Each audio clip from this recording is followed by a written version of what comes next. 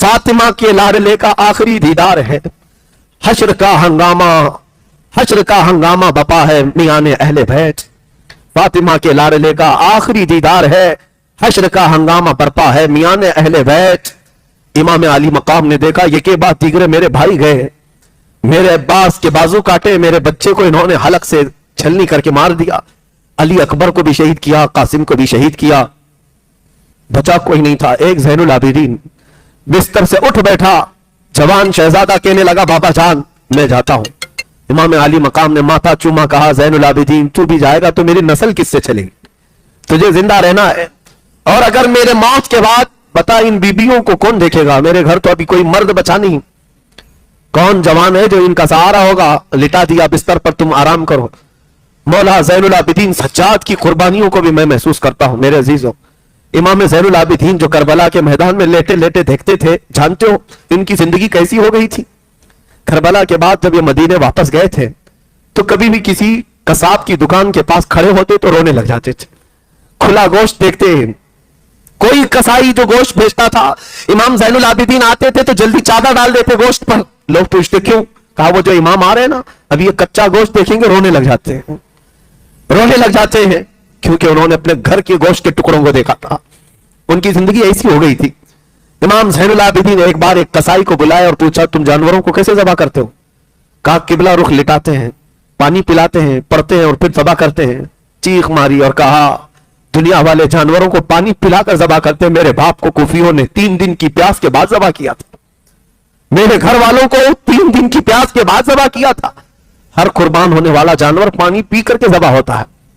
रसूलुल्लाह के घर का शहजादा बगैर पानी पिए दुनिया से गया। ये इमाम ज़ैनुल आबिदीन की जिंदगी का हाल था। अज़ीज़ान गिरामी वक़ार, गम उनका हक था।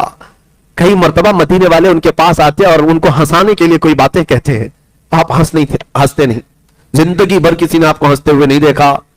लोग कहते गम हो गया, कभी तो मुस्कुराए। इमाम ज़ैनुल आबिदीन कहते तुम उससे हंसने की उम्मीद रखते हो जिसके सामने उसके बाप के टुकड़े हैं, उसके भाई के टुकड़े, उसके घर की औरतें बेआबरू हो गई, तुम उसके हंसने की उम्मीद रखते हो। लोगों खैर करो, शुक्र करो कि आंसू निकलते हैं, यहां तो खून निकलना चाहिए।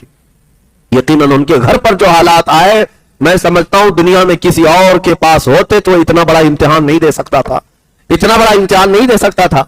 इमाम हुसैन अजीम, उस कायद को लाखों सलाम। अब इस मैदान करबला में बीवियों के सामने आए। सैयदा ज़ैनब जल्दी से एक संदूक लेकर के आई, पेटी लेकर आई और अपने भाई को संदूक खोलकर एक जुब्बा पहनाने लगी। वो रसूल करीम सल्लल्लाहु तआला अलैहि वसल्लम का जुब्बा मुबारक था। इमाम हुसैन ने कहा मेरी बहन, मेरी हमशीरा, आज तो क्यों पहना रही है। कहा भाई जान, ये जुब्बा मेरे अम्मा ने दिया था, सैयदा कायनात फातिमा ज़हरा ने दिया था अपनी मौत से 2 दिन पहले, और कहा था बेटी इसको संभाले रखना, मेरा लाडला एक दिन मैदान में उतरेगा, उस वक्त उसके आसपास कोई नहीं होगा, तू अपने हाथ से उसको ये जुब्बा पहनाना, इसलिए कि उसको उसकी मां से बड़ी मोहब्बत है। इमाम हुसैन को ये कहती हुई वो जुब्बा पहनाती रही। इमाम अली मकाम अपनी मां को याद करके रो पड़े, अपनी मां को याद करके रो पड़े। क्यों ना रोए। एक इमाम मुस्लिम है जिन्होंने एक रिवायत बयान की है, वो कहते हैं मैंने ख्वाब में देखा था एक बूढ़ी औरत अपने चेहरे पर चादर डाली हुई झाड़ू लेकर मैदान झाड़ रही है। मैं करीब जाकर पूछा बीबी तुम कौन हो। वो अपना चेहरा नहीं दिखाती और कहती है मैं मोहम्मद रसूलुल्लाह की बेटी फातिमा हूं। कहा यहां क्यों झाड़ रही हो। कहा कल मेरा बच्चा यहां गिर कर शहीद होने वाला है, इस मैदान की कंकरियां साफ कर रही हूं। मेरे अजीजों, उस फातिमा ज़हरा के इस अजीम लाडले का आखिरी दीदार है, जिसके हलकूम को मेरे मुस्तफा ने चूमा है, उनका आखिरी दीदार है। जो दोषे पैगंबर का राकिब सवार है, उसका आखिरी दीदार है। जिनसे शरीयत मुस्तफा चली, उसका आखिरी दीदार है। रसूलुल्लाह का जुब्बा पहना, अमामा पहना, हैदर कर्रार की तलवार जुल्फिकार हाथ में ली, जाफर तैयार का पट्टा और हजरत अमीर हमजा का नेजा हाथ में लिया। सारे तबर्रुकात एक साथ जेब तन किए। इमाम अली मकाम ये सारे तबर्रुकात पहनकर खीमे से निकलना ही था कि औरतों की आवाजें आ गई। कहा छोटी सकीना आई और कहा बाबा जान, ये कूफी तो 6 माह के बच्चे को पानी न पिला सके, आपके बाद ये हमारे साथ क्या करेंगे, आप किसके हवाले हमें छोड़ रहे हैं। इमाम हुसैन ने सिर्फ इतना कहा सकीना अल्लाह उसके रसूल के हवाले तुम्हें करके जा रहा हूं। सैयदा सकीना से कहा बेटी चाहे जैसे भी हालात हो जाए, تو अपने हिजाब की पाबंदी रखना, तो अपने पर्दे की पाबंदी रखना। ये आखिरी वसीयतें थी अपने खानदान की अहली औरतों के लिए। और बीबियां ये चेहरा देखती रह गई। मेरे अजीजों, हम तो जनाजा जाते हुए लोगों का देखते हैं, रो पड़ते हैं, लेकिन वो जिंदा जावेद घर से जब रुखसत हो रहा है दूल्हा बनकर, घोड़े पर सवार हुआ, और वो अजीम उनका घोड़ा, जो वफादार घोड़ा, जो हर जंग में आपके साथ रहा, आज वो घोड़ा भी बढ़ने को तैयार नहीं था। आगे बढ़ने को उसको एड़ लगाई, उसको मारा, आगे बढ़ने को तैयार नहीं था। मौला हुसैन ने देखा घोड़े से उतरकर बीबी सकीना उसकी टांगों को पकड़े हुए बैठी हुई है, और बार बार घोड़े से कहती जाती है कि ए घोड़े, ए सवारी, मेरे बाबा जान को न लेना, इसलिए कि आज अगर तू सवार करके ले जाएगा तो ये वापस नहीं आएंगे।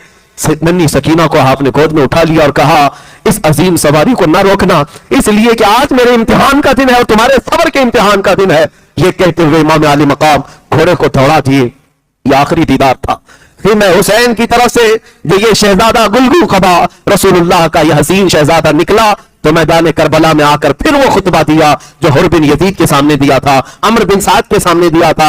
आज 10वीं मुहर्रम थी, जुमा का दिन था, और ऐन जोहर का वक्त है। उस वक्त हुसैन आजम करबला के रेगजारों में खुतबा देते हैं। अल्लाह की हम्द बयान की, रसूलुल्लाह पर दुरूद व सलाम भेजा, और कहा, कुफियो, क्या तुम्हें मेरी निस्बत पता है? मैं उस फातिमा का बेटा हूं जो रसूलुल्लाह के जिस्म का टुकड़ा है। क्या मेरे रसूल ने ये मेरे मुतालिक नहीं फरमाया? और क्या तुम्हें यह ज़ेब देता है कि तुम रसूलुल्लाह का कलमा पढ़ते हो और उसी रसूल के बेटे के खून से अपने हाथों को रंगीन करो? यह खुतबा ऐसा दर्दनाक था, कूफियों में इसका असर हो गया। कूफियों के दिलों के अंदर एक रौब तारी हो गया। करीब था कि वहां बगावत हो जाती, करीब था कि लोग तलवारें छोड़ देते, करीब था कि लोग नेज़े फेंक देते, हलचल मच जाती, क्योंकि रसूल पाक के शहजादे की जुबान में जो असर था वो कमाल का था। खुतबा सुनकर कूफियों की आंखों में भी आंसू आ गए थे, रोने लग गए थे। एक तरफ हुसैन अपने खीमे की तरफ दिखाते और कहते, मेरा कौन सा बच्चा अब बचा हुआ है, मेरा कौन सा भाई अब बचा हुआ है? देखो, तुमने मेरे खीमे को लूट लिया, मेरे घर के टुकड़े कर दिए। अब भी अगर तुम चाहते हो तो मैं माफ करने को तैयार हूं, मेरे खून से रंगीन न करो अपने हाथ। कूफियों पर जब ये तकरीर असर करने लग गई, अम्र बिन साद खड़ा हो गया। शिमर दिल जोशन, जो हराम तहर कमीना इंसान था, जलील तरीन इंसान था, वो खड़ा हुआ, और वो भी फसीह बली खुतबा देता था। खड़े होकर के उसने गालियां देना शुरू किया, आपकी इज्जत पर हमले करना शुरू किया। कहा, ये कज़्ज़ाब इब्ने कज़्ज़ाब है,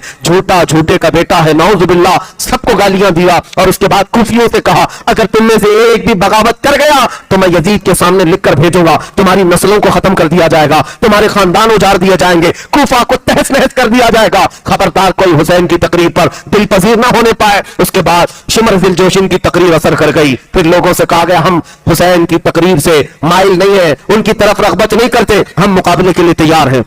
इमाम हुसैन ने कहा, इत्माम हुज्जत के लिए मुझे जो कहना था मैंने कह लिया, अब तुम्हारी मर्जी, आओ मुकाबिल के लिए। अब मुकाबिल के लिए जो लोग आए, हुज़ैल एक शख्स था, उसके बाद एक अब्दुल्ला बिन समदानी था, और कई लोग ऐसे एक के बाद दीगरे आते रहे। इमाम हुसैन रज़ी अल्लाह तआला अन्हु एक दो नहीं, कई लोगों को मारकर गिराते रहे। इमाम हुसैन रज़ी अल्लाह तआला अन्हु तकरीबन 100 के करीब लोगों को जख्मी कर चुके थे। तन्हा अली का लाल हजारों में घिर गया, फातिमा का गुल अज़ार, ये फातिमा का शेर हजारों में घिर गया। अजीजा ने गिराने वक़ात इमाम हुसैन लड़ते रहे, कई लोगों को जख्मी करते रहे, और उसके बाद वही मामला, प्यास की शिद्दत, प्यास की शिद्दत। बेटों का गम अलग है, भाइयों की लाशें अलग है, बीवियों का अकेला होना अलग है। कितना बोझ लेकर मेरा हुसैन लड़ रहा था, कितनी जिम्मेदारियां लेकर ये घोड़े का शहसवार था।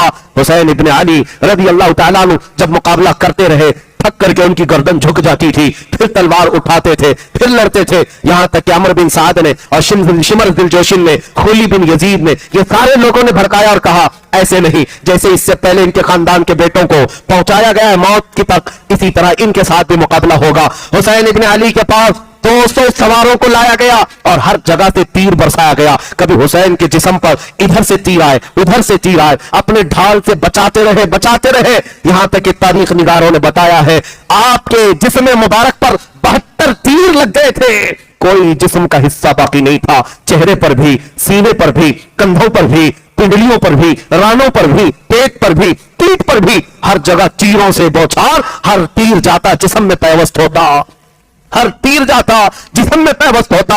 इमाम हुसैन के पास इतना मौका भी नहीं था कि वो तीरों को निकाल ले, और यहां तक कि घोड़े से उतरकर लेटने का इरादा क्या किया, آپ کو یہ غم ستانے لگا زمین پر لیٹنے کے لیے جسم بھی باقی نہیں ہے, لیٹتے تو کوئی نہ کوئی تیر پر ہی لیٹتے اور تیر اندر چلا جاتا, گھوڑے پر ہی سوار رہے, گھوڑے پر ہی سوار رہے. پھر پکار کر کہا اے لوگوں دیکھو پوری دنیا میں جہاں جہاں اسلامی حکومتیں ہیں اذانیں ہو رہی ہوں گی اور منبر پر خطیب خطبہ دے رہا ہوگا, میرے نانا کا خطبہ پڑھ رہے ہوں گے, جمعہ کا دن ہے رسول اللہ کا خطبہ دے رہے ہوں گے. جمعہ کے دن لوگ نماز کے لیے سجدہ ریز ہو جاتے ہیں. کیا تم میں سے کسی کے اندر اتنی سخت نہیں ہے, اتنی جرأت نہیں ہے کہ رسول اللہ کے نواسے کو 2 رکعت نماز پڑھنے کا وقت دیا جائے؟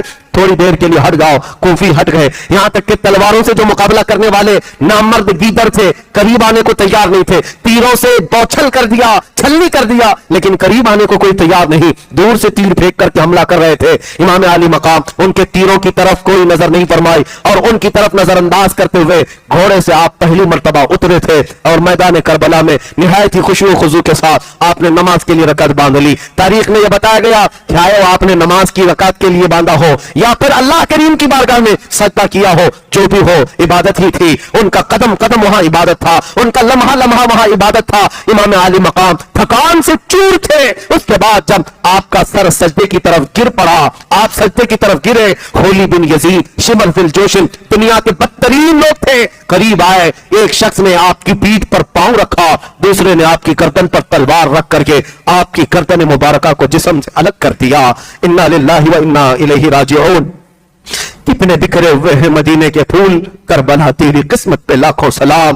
فاطمہ کے لاڈلے کا آخری دیدار ہے, حشر کا ہنگامہ برپا ہے, میاں نے اہل بیت تنہا علی کا لال خاروں میں گر گیا, فاطمہ کا لاڈلا ہزاروں میں گر گیا. حسین ابن علی کی شہادت ہوئی, لوگوں میں آوازیں بلند ہو گئی, طبل بجنے لگ گئے, نقارے بجنے لگ گئے, جھنڈے اٹھا دیے گئے اور اس کے بعد جشن کا ماحول تھا. ادھر سے بیبیاں یہ کہتی رہ گئی, سکینہ کہتی رہ گئی بابا کو ہم آخری مرتبہ ایک ہی بار دیکھ سکے. اب اس کے بعد میدان کربلا کی حالت یہ تھی, حسین صبح سے لاشیں اٹھا رہے تھے. حسین کی لاش اٹھانے والا کوئی جوان نہیں تھا, وہ لاش مبارکہ وہیں پڑی رہ گئی اور جس میں اقدس کربلا کے میدان میں ویسی رہ گیا. کوفی یزیدی اتنی بھی اپنے اندر اخلاقی جرأت نہیں رکھتے تھے کہ لاش کو اٹھا کر کے رکھ دیا جائے. میدان کربلا میں بکھری ہوئی لاشوں پر وہ گھوڑے دوڑاتے ہوئے اپنی سمت نکلتے رہے, اپنے اور جاتے رہے. اور حسین ابن علی کی شہادت کے بعد آسمان رنگین ہو گیا ہوگا. اس سورج نے آج تک ایسا واقعہ دیکھا نہیں ہوگا.